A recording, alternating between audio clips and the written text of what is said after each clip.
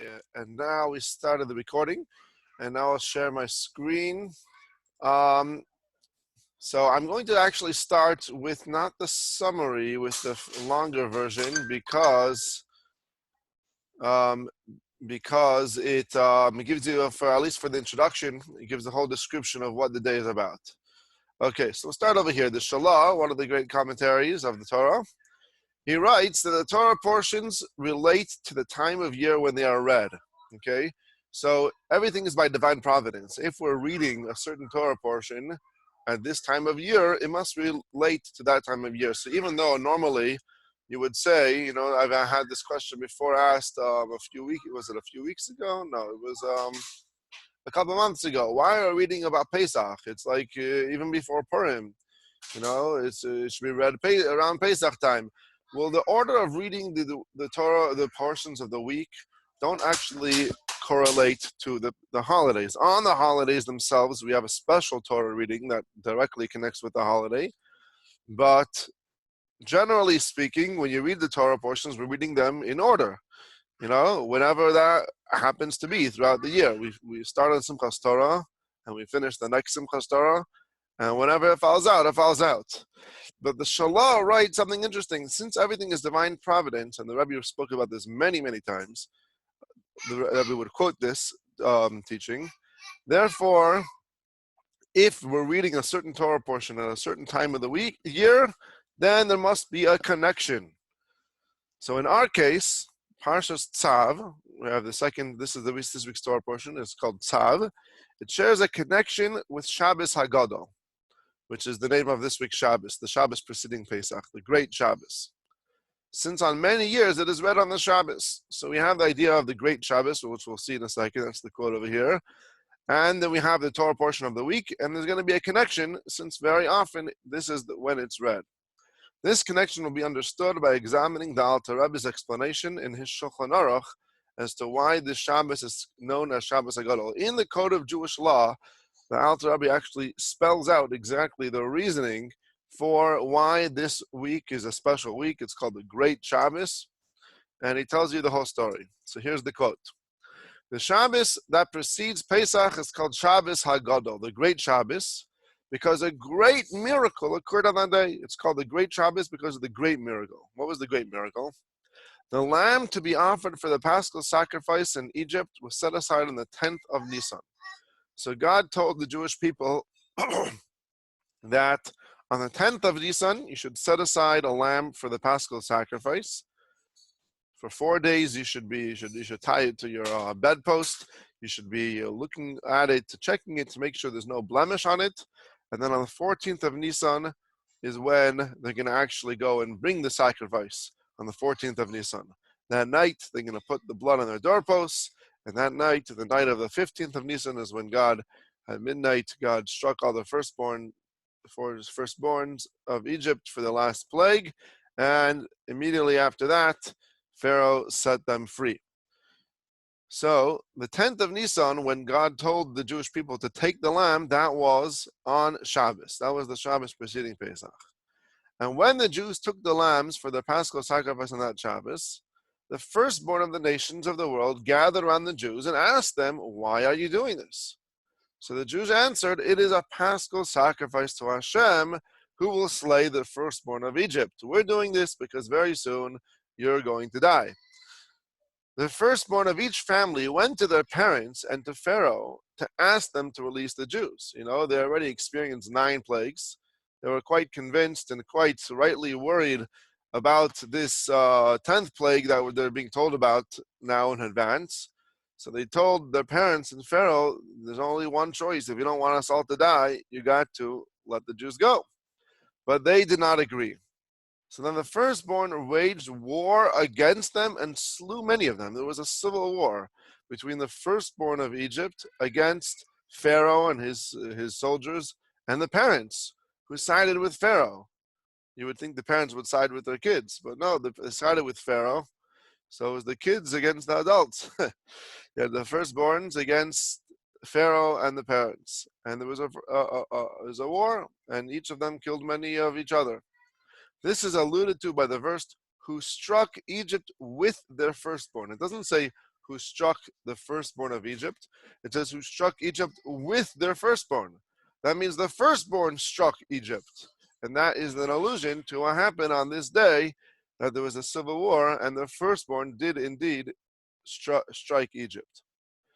So the rabbis established the commemoration of this miracle for future generations on the Shabbos preceding Pesach and called it Shabbos Hagadol. Okay, so this was the great miracle that happened, that the Egyptians were smitten, but this time not by God, not by the Jews, but by the firstborn of Egypt.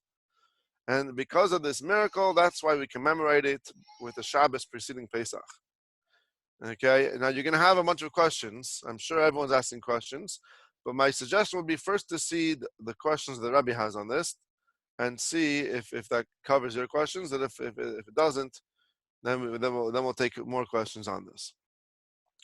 So one question is already addressed in the actual text over here, the quote from the Alter Rebbe in the Code of Jewish Law, is what's unique about this commemoration. Every other commemoration, every other holiday that we have is on a specific day of the month, right? Pesach is on the 15th day of the month. Purim is on the 14th of Adar. Rosh Hashanah is on the 1st of Tishrei. Yom Kippur is on the 10th of Tishrei. We don't care about what day of week it is. We don't commemorate by the day of week. You know, in the secular holidays, most of them are by the days of the week, right? I think Thanksgiving is the last Thursday of November, right? So every year it could be. Is that accurate? Here, I'll unmute you. A lot of holidays are on Mondays. You know, it's a 3-day weekend, and right. Yeah, the last Thursday in November. Yeah, I thought it was the third Thursday. Oh, okay. So my maybe mistake. Very good. Okay, the third first. Yeah. So, anyways, so you know, it makes sense from economic and a standpoint and working standpoint to do on the day of a week when, you know, if you're taking off on the weekends and you want to commemorate the holiday, have an extra day when you're not working anyways, do on the day of the week.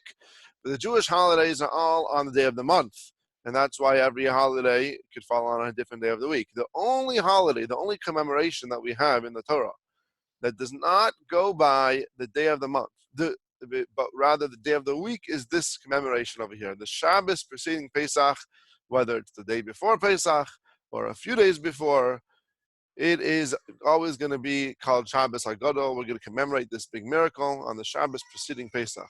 So it goes by the day of the week. So the question is why? Why did they not establish the commemoration of this miracle on the 10th of the month, regardless of whether that date falls on Shabbos or during the week, as all the other festivals are commemorated on a given date, right? We know the day when it happened, it was the 10th of Nisan. So just like every other holiday, we should commemorate. Why don't we commemorate the 10th of Nisan for this great miracle? Why do we do it rather by the day of the week and deviate from our regular way we do things? So the answer given over here is because Miriam died on the 10th of Nisan, and the rabbis established a fast on that date when it falls during the week, as explained in section 580. Consult that source. And later on, that fast was it didn't, even though they established it, many people couldn't keep it, so it kind of lost. So nowadays, we don't fast on that day. It's not a fast day. There are, in fact, many fasts like that. In fact, there's a whole tractate, a very not known tractate. Well, there's a tractate called the Tractate of Fast, Tainus, but there's many fasts that were originally commemorated for different reasons, which we don't do nowadays. We only do like the main primary fasts, you know, the 4 rabbinic fasts that are connected with the destruction of the temple. But this was a minor fast that was established on that date. So they couldn't commemorate a holiday on the same day that they're establishing a fast day. That's why they deviated and said, okay, so then we'll have to do the commemoration of this miracle on the day of the week instead. So since it was on Shabbos, we'll always do the Shabbos preceding Pesach. Okay, this is the quote from Jewish law, exactly why we're commemorating this Shabbos as the great Shabbos. So now we have some questions on this. First of all, the Alter Rebbe writes, a great miracle occurred on that day, which explains why the day is called Shabbos Hagadol, the great Shabbos, right? So Why is it called the Great Shabbos? Because it was a great miracle. But this itself requires clarification. What is the greatness of this miracle? What's so great about this miracle? We're not just saying that a miracle happened. We're saying a great miracle happened.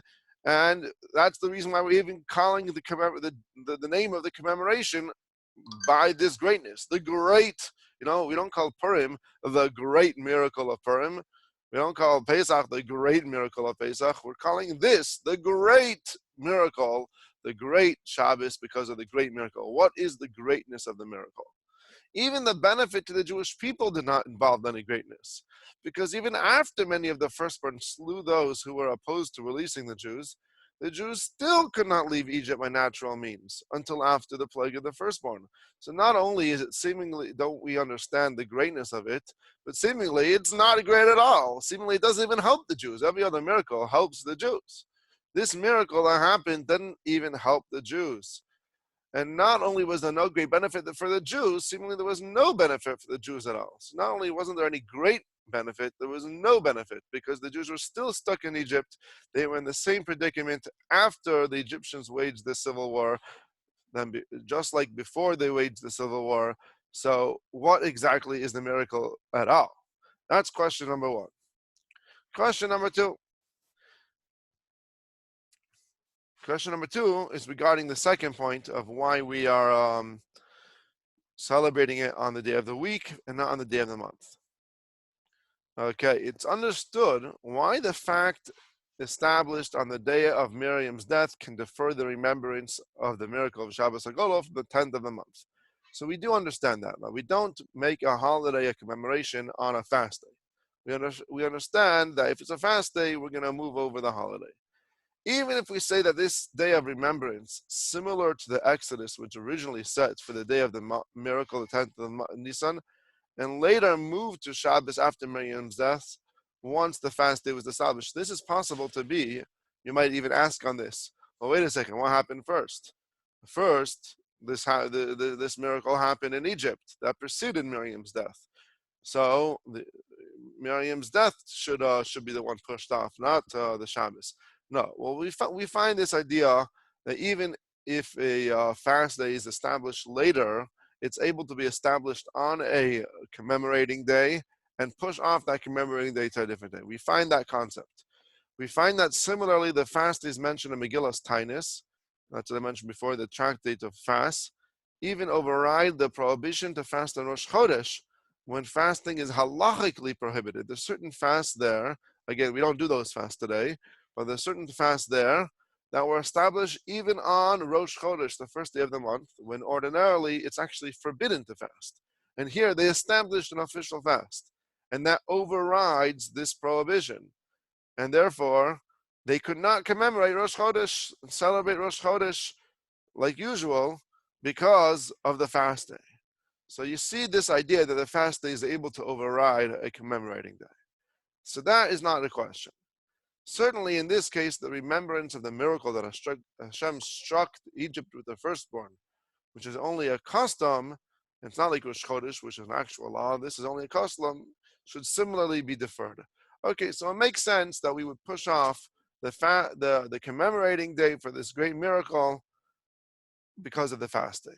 This is especially true if one accepts the argument that for some reason the establishment of this remembrance was only established only after Miriam's death and was originally set for Shabbos. So especially if for whatever reason they only established this day, not immediately when they left Egypt, but after Miriam passed away, then for sure it makes sense it was not on the day that Miriam passed away, because that was a fast day. Okay, that part is understood. But clarification is still needed on some basics. Since remembrance of the miracle should be established by right on the 10th of the month, as all other festivals are established, why did the rabbis change the establishment of this remembrance, varying it from among all the other festivals? Why was it completely pushed off from the 10th and established on a different day for an extraneous issue, especially considering that Miriam's death occurred 39 years after the miracle?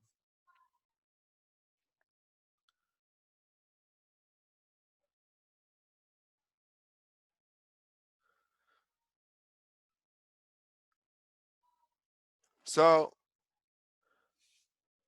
the question is, they should have still kept the formula that we do for all other holidays. We're doing it by a day of the month. Okay, so we can't do it by the 10th of the month, so let's commemorate it on the 11th of the month. You have that for every other fast day.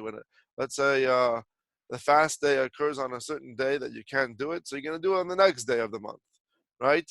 Let's establish it on the 11th of the month or the 9th of the month.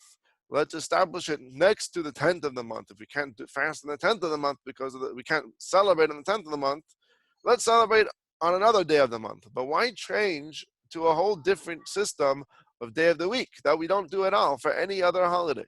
Why are we celebrating this specifically with regarding the day of the week instead of the day of the month? That's the two questions. So first of all, it's called the Great Shabbos because of the great miracle. Question number one is, what's the greatness of the miracle? Seemingly, it's not a miracle at all. It didn't even benefit the Jews. Question number two is, why? Okay, I understand that we can't celebrate on a fast day, but why do we have to change the system to celebrate on a day of the week? We should still celebrate it on a different day of the month. That's question two.